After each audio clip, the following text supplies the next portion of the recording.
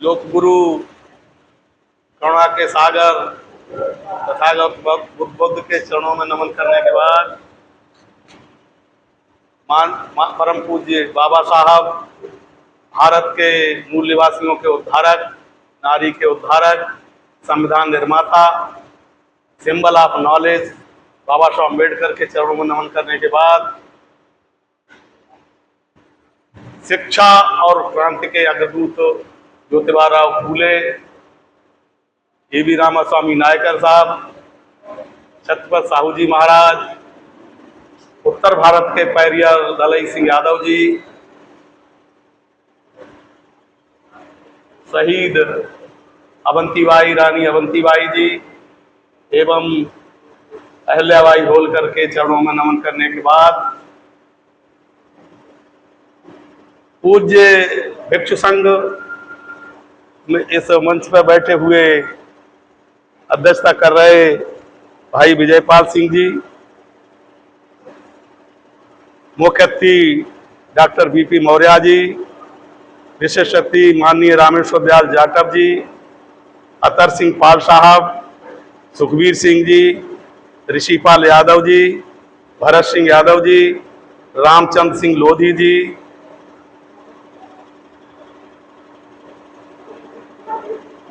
सर्वेश कुमार राजस्व निरीक्षक जी चले गए हैं, एवं मेरे सामने बैठे हुए तमाम मेरे ऐसे साथी भी हैं जिन्होंने मेरे साथ दशकों तक काम किया है और 80 के दशक से शुरुआत हुई थे, जिसमें अनार सिंह जी बैठे हुए हैं, डॉक्टर बीपी मौर्य जी बैठे हुए हैं, गंगा सहाय जी हैं, देवेंद्र जी हैं। और मैं समझ रहा हूं कि इस इलाके में जो क्रांति जगी है इन्हीं लोगों के प्रयास से जगी है तराई में। आज जहां लोग नमो बुद्धाय जय भीम को नकारते थे, आज लोग बुला रहे हैं, बुद्ध कथाएं करवा रहे हैं, भीम कथाएं करवा रहे हैं। ये बड़ी गर्व की बात है। मुझे लास्ट में बुलवा रहे हैं, मेरे बोलने के लिए कुछ रहता ही नहीं है। मुझसे पूर्व वक्ताओं ने बड़े अच्छे ढंग से समझाने का काम किया है और भाई रामेश्वर दयाल जी ने तो जो मैं कहना चाहता था वो पहले ही कह दिया। बाबा साहब के बारे में आपने कहा, अब मुझे एक टॉपिक दिया गया है कि मान्यवर कांशीराम पे आप बोलेंगे। अब मान्यवर कांशीराम पे बोलने से पहले मैं जिस महामानव की जयंती है उनके आज इस जन्म जयंती पर आप सभी लोगों को उनके जन्म दिवस की हार्दिक शुभकामनाएं और मंगल कामनाएं करता हूं। और जो कांशीराम साहब के बारे में कहा था, अभी शूद्र शब्द आया था, कुछ वक्ताओं ने कहा था शूद्र, तो स्थिति यह है कि 4 वर्ण बनाए, 4 वर्णों में आप लोग ब्राह्मण नहीं हैं। है कोई ब्राह्मण इसमें? क्या आप क्षत्रिय हैं? नहीं है ना। वैश्य हैं क्या आप? तो शेष कौन रह गया? शूद्र रह गया। तो सारे के सारे लोग शूद्र हैं। अब शूद्र होने के नाते बड़े चालाकी की गई है। आपने देखा होगा कि ब्राह्मण की जात और वर्ण एक ही है, सारे ब्राह्मणों में रोटी बेटी का संबंध है।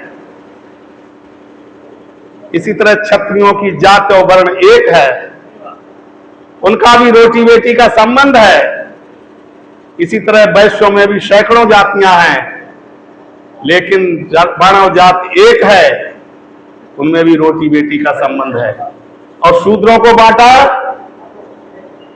6743 जातियों में, और उसमें भी सीढ़ीनुमा वो व्यवस्था बना दी। अब इस देश की चाहे कितने ही नीचे पायदान पर बात जाति रखी हो, वो अपने से नीची जाति ढूंढ ही लेती है कि तू हमसे नीचा है। इसी पे गर्व है उसे, वो मान के नहीं दे रहा है कि वो कह रहा है ऊंचे।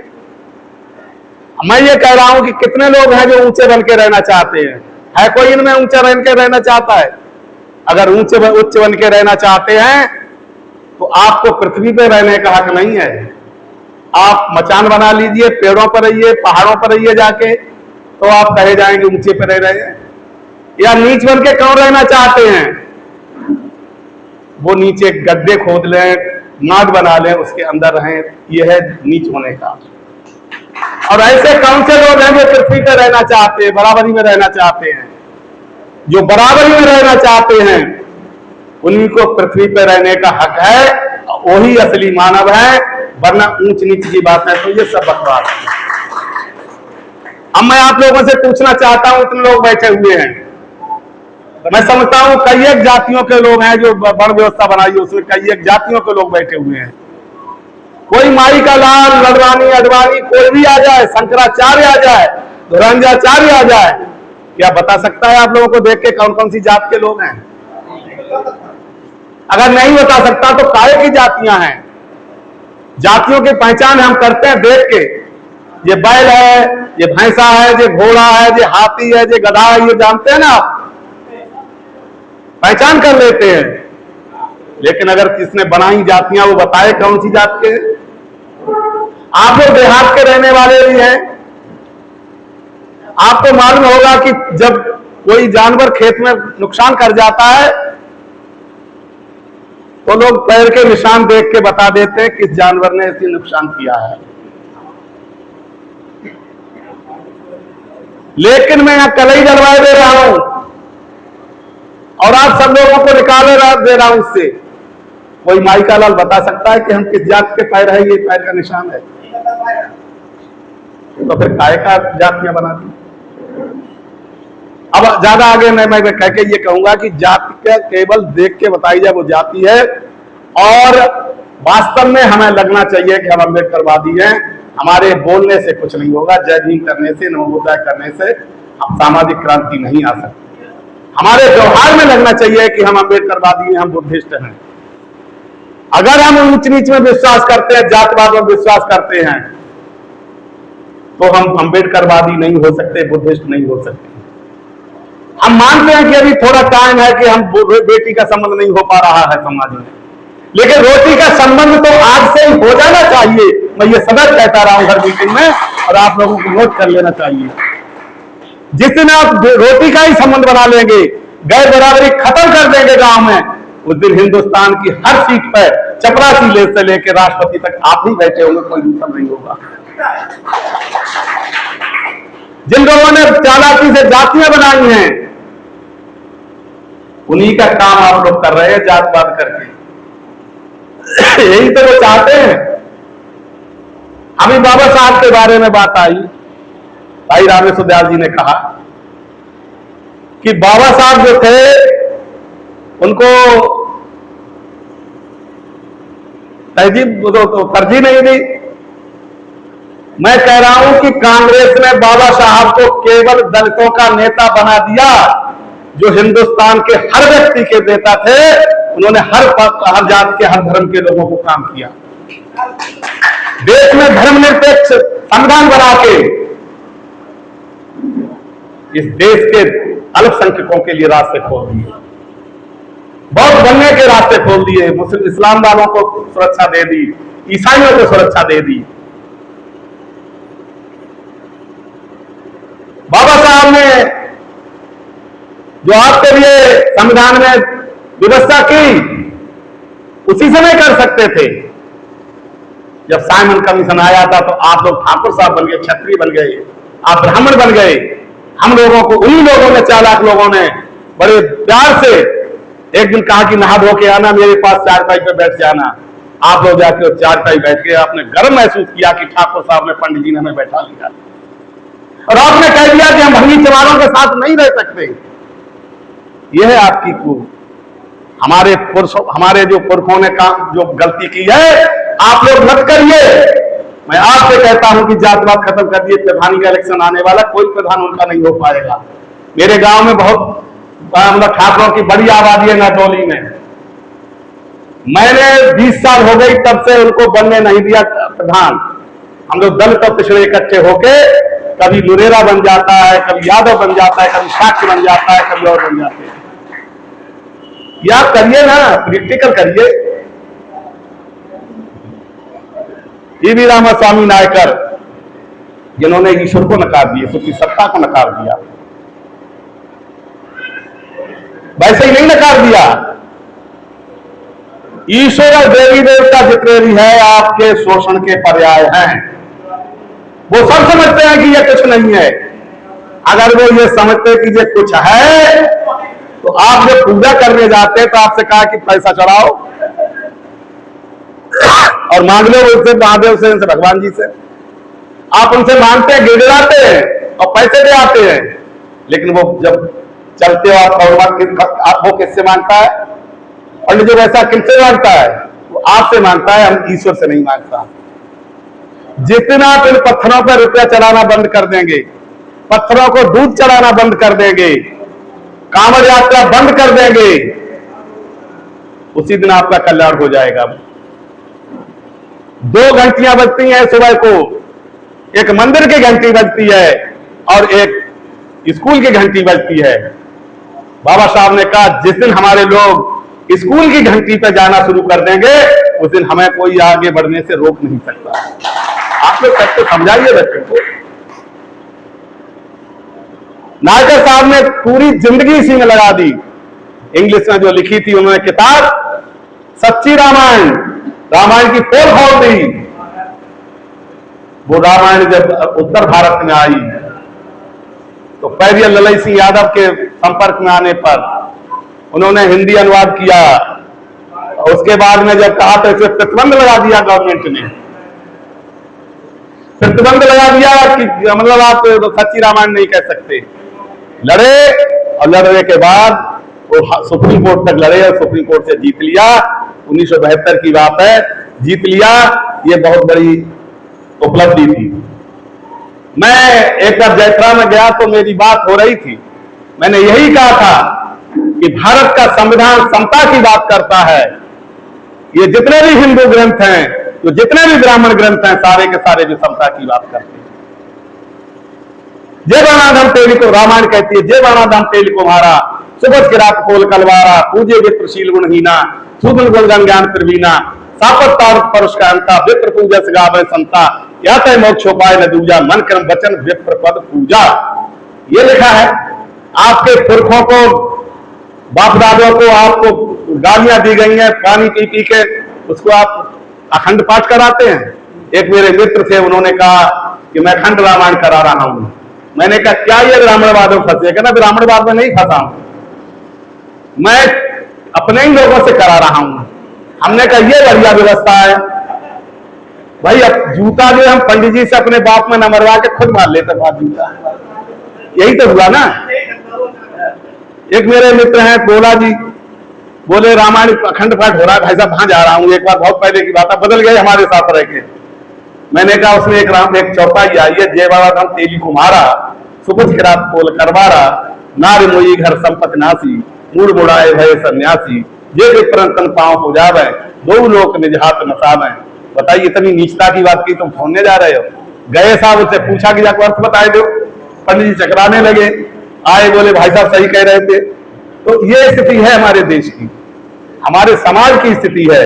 अब मैं आऊंगा मानवर कांसीराम साहब के मिशन पर, थोड़ा कहूंगा। ये पंजाब के खवासपुर में, पंजाब के रोपड़ जिले के खवासपुर में 15 मार्च 1934 को जन्मे और उन्हें प्रारंभिक शिक्षा वहीं की। इसके बाद पढ़ाई लिखाई करने के बाद वो विस्फोटक अनुसंधान केंद्र में क्लास 1 अफसर थे। उसी ऑफिस में एक दीना बाना नाम के वाल्मीकि समाज के थे और उनको बाबा साहब के बारे में माननीय कांसीराम को कुछ भी पता नहीं था कि कौन है। वो दीना बहाना जो थे, उन्होंने एक बार बाबा साहब की जयंती पे छुट्टी मांगी, अफसरों ने छुट्टी नहीं दी। इस पर उन्होंने जबरदस्ती चले गए छुट्टी बगैर लिए, उनको निकाल दिया। उन्होंने पैरवी की तो पूछा कि कांसीराम से पूछा कि तुम्हारा क्या रिश्ता है इनसे? कि मैं चमार ये चूड़ा, इसलिए हमारा इनका रिश्ता है।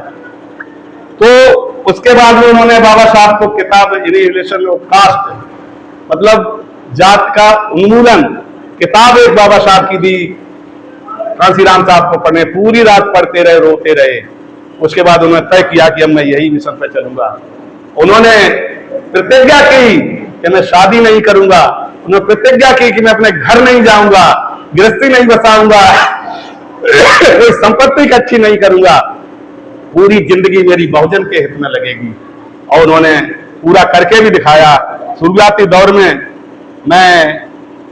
उन्होंने जो बनाई, सबसे पहले दिल्ली में कुछ अफसरों को बुला के और उन्हें बामसेफ की रचना की थी। वो 1978 में 6 दिसंबर 1978 को बाबा साहब के परिनिर्वाण दिवस के अवसर पर की थी। इसके बाद 1981 में 6 दिसंबर 1981 को उन्होंने DS-4 बनाया। बामसेफ का जो बनाई थी, बामसेफ का अर्थ था बैकवर्ड एंड शेड्यूल्ड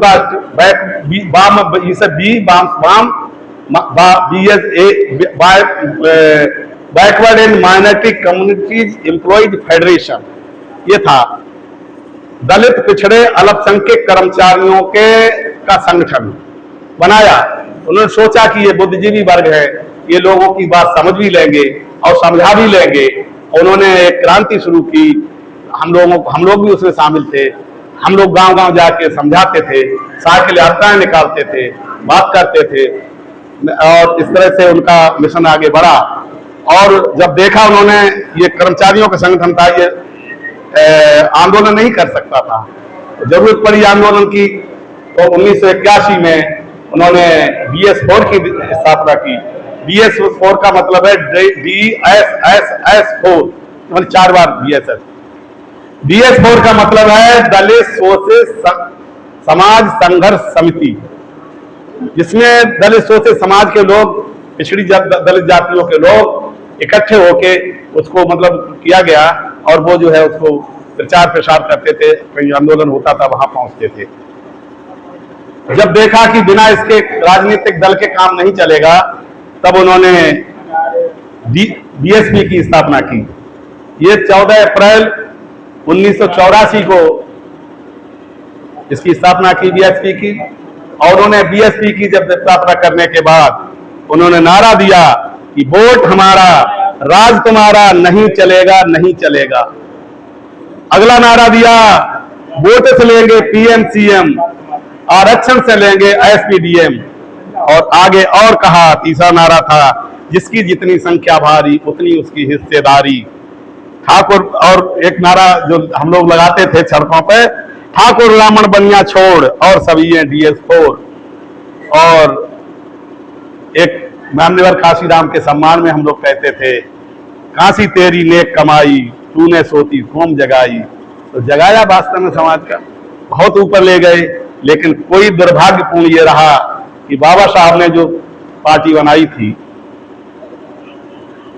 पहले रिपब्लिकन पार्टी RPI, उसको भी लोग नहीं चला पाए। साहब ने भी बहुत कोशिश की कि RPI जिंदा कर दी जाए, लेकिन महाराष्ट्र के लोगों ने साथ नहीं दिया। फिर उन्होंने उत्तर प्रदेश को चुना। क्यों चुना? कि उत्तर प्रदेश से कहीं से प्रधानमंत्री और वो निकल के जाते हैं ज्यादातर। ये उत्तर प्रदेश देश की गर्दन है। उन्होंने कहा पहले गर्दन दबोच लेंगे तो पूरा शरीर निष्क्रिय हो जाएगा।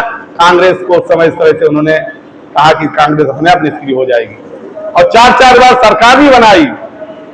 लेकिन दुर्भाग्य ये रहा कि कुछ भी रहा हो, कोई परिस्थितियां कुछ भी रही हों, लेकिन हम ज्यादा दिनों तक नहीं टिक पाए। और पूर्ण बहुमत की सरकार बनने के बाद RSS के लोग उसमें घुसे। चाहे वो एक बार कांशीराम साहब ने, मानवर साहब ने मुलायम सिंह यादव से भी समझौता किया। अब उस समय नारा एक लगा था, मालूम क्या नारा था? मिले मुलायम काशीराम, हवा में उड़ गए जय श्री राम। ये नारा लगा था और वास्तव में उड़ गए। लेकिन RSS के लोगों को ये ग्रास नहीं आया। उधर अमर सिंह घुसा दिए, इधर सतीश मिश्रा घुस गए। इन्होंने जितने दलित पिछड़े अल्पसंख्यक थे उनकी चुगली कर करके बहन जी से बाहर निकलवा दिए।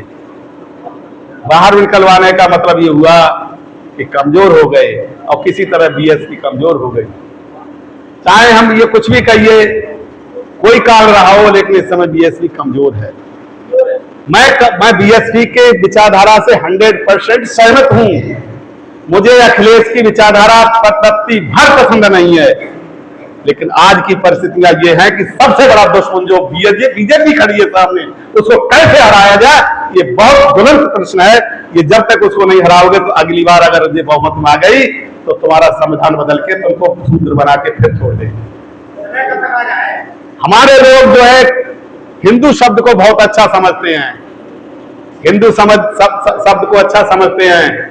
आप लोग नहीं हैं, आप लोग बुजुर्ग हो गए, उनके बड़े बूढ़ों से पता करिए। हमने 1956 का मेरा जन्म है, 60-65 तक मैंने देखा है वो मंजर। ठाकुरों के गांव का रहने वाला हूं। ठाकुर वहां पर अत्याचार करते थे, अपनी खेत में बेगार कराने के लिए हल ले जाते थे, तुम्हारी सूख जाए वो तो कोई दिक्कत नहीं है, ले जाते थे।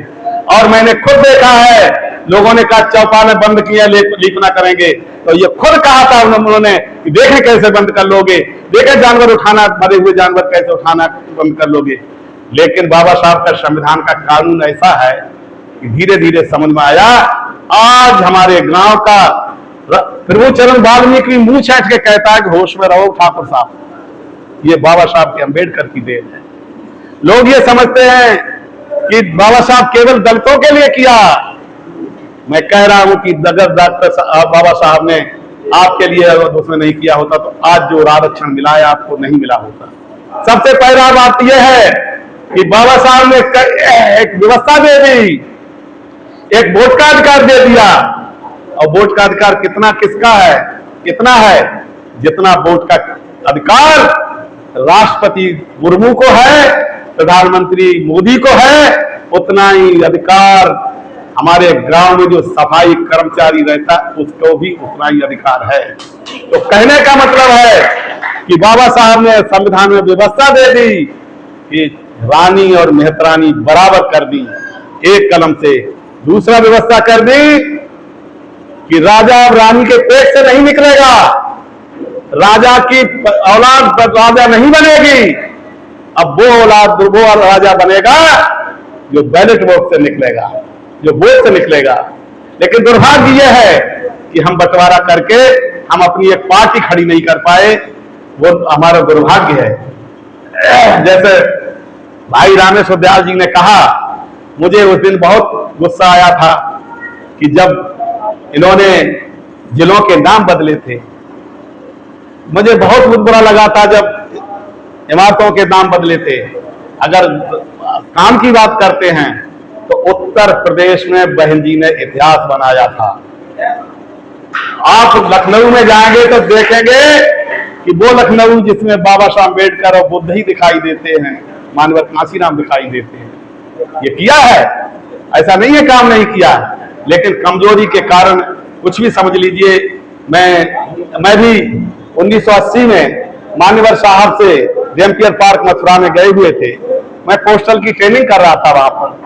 साहब ने जब मैं उस समय लड़क बुद्धि थी तो मैं ज्यादा तेज बोलता था। मुझे सुना उन्होंने और मुझे बुलाया, बेटे सुनो, कहाँ के रहने वाले हो? मैंने कहा साहब मैं एटा का रहने वाला हूँ, तब एटा जिला था।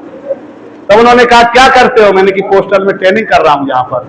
तो उन्होंने कहा बेटे वामसेप में जुड़ जाना। मैं आया, मैंने वामसेप की सदस्यता ली, बहुजन संगठक का ग्राहक बना, 10 रुपया महीना में चंदा देता था उस समय, और वो बहुजन संगठक कुछ ले आता था तो गंगड़वाड़ा में मैं रहता था तो वहां बांट देता था समय। ऐसा ये मान्यवर की व्यवस्था थी। तो मान्यवर तो एक इस देश के विचारक थे, बहुत बड़े दार्शनिक थे, और आज हम इनको याद इसीलिए कर रहे हैं कि उन्होंने हमारे लिए कुछ किया है, वरना हर एक मर जाता अब चला जाता।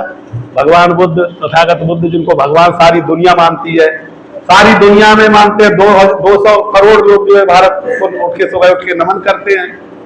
और भगवान बुद्ध भी अगर राजा के बेटे थे, राजा बन गए होते, एक लाइन इतिहास में वो ही लिखी ही होती। सम्राट अशोक ने अगर काम नहीं किया होता तो उनकी एक लाइन लिखी होती। ज्योतिराव फूले बेचारे का क्या इतिहास होता अगर काम नहीं किया होता। ईवी राम स्वामी नायकर, ललन सिंह यादव, जो आज हम पूज्य मानते हैं, इन महापुरुषों का क्या काम नहीं था। हजारों साल की जो लड़ाई लड़ी गई है, चाहे संत कबीर हों, चाहे ईवी रामा स्वामी वो मतलब दादू हों, छिपी हों, चाहे नारायण गुरु हों, जितने भी हुए, चाहे रविदास हों, चाहे नानक हों, ये सब बुद्ध के ही वो अनुयायी हैं, बुद्ध के अनुयायी हैं। बुद्ध हैं वो सम्यक संबुद्ध थे, ये बुद्ध हैं, एकल बुद्ध हैं, ये भी बुद्ध हैं। बुद्ध आगे भी पैदा होंगे, बुद्ध ने कहा था। और एक बात मैं थोड़ी कह के अपनी बात बंद करूंगा।